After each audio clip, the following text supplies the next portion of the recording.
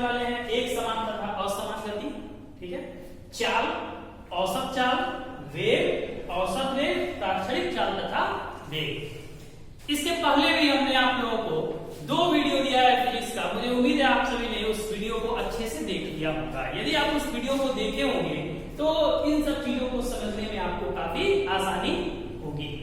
तो आइए हम सबसे पहले इस टॉपिक पर चर्चा करते हैं कि एक समान तथा असमान गति क्या कहलाता है, ठीक है, एक समान तथा असमान गति क्या कहलाता है। तो सबसे पहले हम लोग एक समान गति और फिर असमान गति को बारी बारी से समझते हैं। आइए सबसे पहले हम समझते हैं एक समान गति। आप देखिए यहाँ पर हम कुछ समय के अंतरालों को बनाते हैं, हम कुछ समय अंतराल बनाते हैं। जैसे सपोज दैट हमने यहाँ बनाया 10 सेकेंड, यहां पर 20 सेकेंड और 30 सेकेंड, यहां 40 सेकेंड। मैंने यहां कुछ टाइमिंग बना दिया, अंडरस्टैंड। अब हम क्या करते हैं, यहां से कोई गतिशील पिंड चलता है, सपोज दैट ये पहले 10 सेकेंड में 10 मीटर चला, ठीक है। इसके बाद जब 20 सेकेंड इस समय पहुंचता है तो सपोज दैट यह 20 मीटर चला, और फिर जब अगले 10 सेकेंड पे चलता है तो सपोज दैट ये 30 सेकेंड 30 मीटर की दूरी तय करता है। अंडरस्टैंड। आप क्या पा रहे हैं कि जब 10 सेकेंड का अंतराल पूरा हो रहा है तो गतिशील पिंड या गतिशील कोई भी गतिशील कार है, बस है, साइकिल है, तो वह 10 मीटर का अंतराल को प्राप्त कर रहा है। यानी हर 10 सेकेंड में वह 10 मीटर की दूरी को तय कर रहा है। अगर वह 10 सेकेंड में 10 मीटर की दूरी चला था तो 20 सेकेंड में 20 मीटर की दूरी तय किया, और फिर 30 सेकेंड में 30 मीटर की दूरी तय किया। अर्थात हर 10 सेकेंड में 10 मीटर की दूरी तय कर रहा है। तो इस तरह के गति को हम एक समान गति कहते हैं, ठीक है। इस तरह की गति को ही हम क्या कहते हैं, एक समान गति कहते हैं। अब आइए थोड़ा चर्चा करते हैं असमान गति क्या होता है। असमान गति ये हो गया, जैसे मान लीजिए कि अगर ये 10 सेकंड में 10 मीटर चला, 20 सेकंड में 20 मीटर चला और 30 सेकंड में यह 33 मीटर चला, तो आप क्या देख रहे हैं कि यहाँ पर यह इस 10 सेकंड के अंतराल में 13 मीटर की दूरी तय कर दिया। इसके पहले 10-10 मीटर की दूरी तय कर रहा है। तो इस प्रकार के गति को ही हम क्या कहेंगे, असमान गति कहेंगे। मुझे उम्मीद है आप समझ गए होंगे एक समान गति और असमान गति को। एक समान गति यानी समान समयांतरालों में समान दूरी तय करता है, उसे हम एक समान गति, और समान समयांतरालों में असमान दूरी तय करता है तो उसे ही हम असमान गति कहते हैं, ठीक है। अब इसके बाद हम चर्चा करते हैं चाल किसे कहते हैं, यानी स्पीड क्या होता है। ये स्पीड के बारे में चर्चा करते हैं, ठीक है।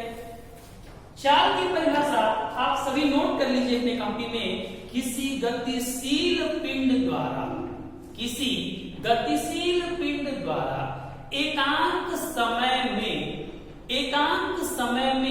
तय किए गए दूरी को हम चाल कहते हैं। किसी गतिशील पिंड द्वारा एकांक समय में चली गई दूरी को हम चाल कहते हैं, ठीक है ना। तो चाल बराबर क्या होता है, स्पीड इक्वल्स, चाल बराबर होता है दूरी बटा समय, दूरी बटा समय, दूरी बटा, देखिए फार्मूला है, इसको आप नोट करते चलेंगे। चाल बराबर क्या होता है, दूरी बटा समय। दूरी का मात्रक क्या होता है, इसे तो आप समझ गए। अब इसके बाद हम लोग इसके मात्रक भी होते हैं, इसको किस यूनिट में नापते हैं। जैसे आप मान लीजिए सामान खरीदने बाजार में जाते हैं तो इसको 2 किलो कहते हैं, 2 मीटर नहीं ना कहते हैं, 2 किलो आलू खरीदते हैं। 2 मीटर कोई आलू खरीदता है, नहीं खरीदता है। ठीक इसी प्रकार से चाल को किस में नापेंगे, चाल नापने का मात्रक क्या होगा, इसके बारे में हम लोग डिस्कस करेंगे, इसके मात्रक। तो देखिए मात्रक आज हम आपको सिखा ही देंगे कि किसी भी दिए गए जो ये टर्म है, चाल है, वेग है, इसका हम मात्रक कैसे निकालते हैं, किसी भी चीज का हम मात्रक कैसे बनाएंगे। आज हम आपको मात्रक बनाना बिल्कुल आज के इस वीडियो में सिखा ही देंगे। तो देखिए चाल बराबर क्या होता है, दूरी बटा समय, ठीक है। अब मात्रक बनाना है, तो चाल का मात्रक बराबर, अब देखिए यहाँ दूरी बटा समय होता है ना, तो हम सबसे पहले क्या लिखेंगे, दूरी का, क्या लिखेंगे, दूरी का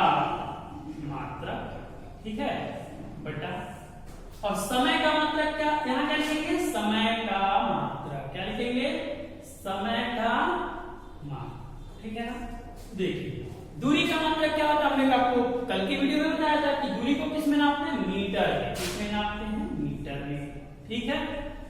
और समय को किस में नापते हैं, तो समय नापने की इकाई सेकेंड, क्या हो गई, सेकेंड। तो इसका मात्रक क्या बन के आया हमारे सामने, मीटर प्रति सेकेंड, क्या बन के आया, मीटर प्रति सेकेंड। यानी चाल को हम हमेशा किसमें नापेंगे, मीटर प्रति सेकेंड।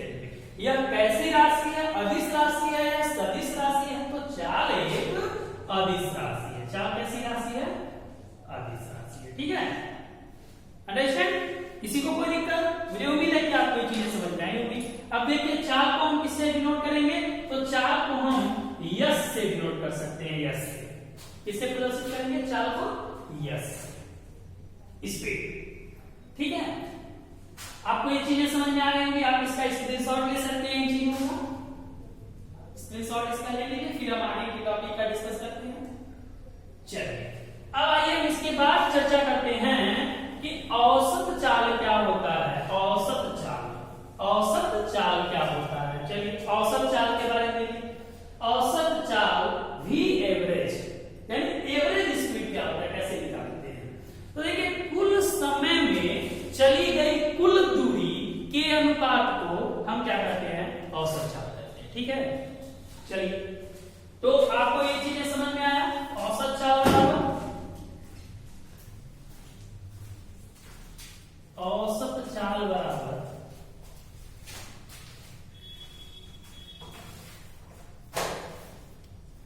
कुल चली गई दूरी बटा कुल समय, ठीक है। तो यहां से आप औसत चाल निकाल सकते हैं, ठीक। अब इसके बाद हम लोग बात किस पे करने वाले हैं, वेग पर, वेलोसिटी क्या होता है, इस पे बात करते हैं। आप लोगों को कल के वीडियो में चीज बताया गया था विस्थापन के बारे में, विस्थापन आप सभी जान चुके थे। तो आइए आज वेग के बारे में हम लोग इसी से रिलेटेड होगा, वेग के बारे में हम लोग समझे। तो वेग का परिभाषा क्या होगा, एकांक समय में तय किए गए कुल विस्थापन के अनुपात को क्या कहेंगे, वेग कहेंगे। यानी वेग, अगर इसको आप यस से भी डिनोट करते हैं तो यस से डिनोट करेंगे तो यस के ऊपर एक एरो जरूर बनाएंगे, क्योंकि जो वेग होता है एक सदिश राशि होता है, और सदिश राशियों को दर्शाने के लिए उसके संख्यांक के ऊपर हम एक तीर बना देते हैं, ठीक है।